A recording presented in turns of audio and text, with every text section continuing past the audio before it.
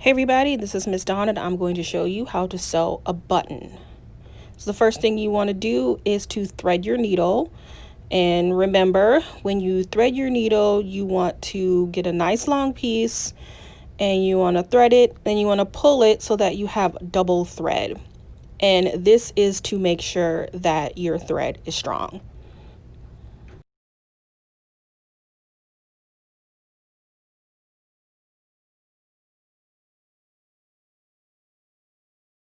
Now it's time to knot the thread, which is probably the most difficult part. You can do it however is easiest for you, but this is how I do it. So just watch me. I just loop it around my finger.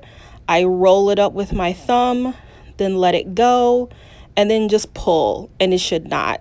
That's going to take a lot of practice, but you can do it. I learned how to do this when I was about 8 years old. Just takes practice, but you'll figure it out. All right, now it's time to sew your button. So put your button where you want it on your fabric and be very careful to not move it around because you can shift your button. So just try and be careful with doing that. So start in from the back so that knot is not showing in your final piece. Pick a hole and go through it. For the sake of this project, we are going to go in a diagonal. So I'm going to do a diagonal. You can do a box, but for the frog project, the diagonal looks like a little eyeball and it just looks a little bit better. So you're going to go up and then through the opposite side diagonally and do this 3 or 4 times just to secure the button. After you've done that 3 or 4 times, then go to the next hole and go diagonally the other way. And once again, do that 3 or 4 times.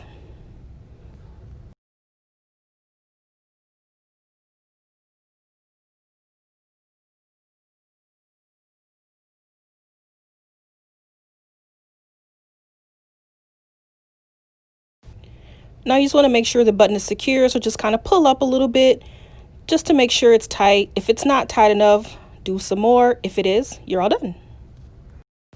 Now it's time to secure your thread. So remember, just pick a piece in the back, pull it, and then find the loop, pull your needle under the loop, and then just pull till it makes a knot. You can do this a couple of times, and remember, you always finish your stitch because you don't want it to unravel. And that's all I'm doing here. You should have learned that in the first project, but this is a refresher. Do it a couple times for safety reasons, and then you're all done. And you just learned how to sew a button. Congratulations.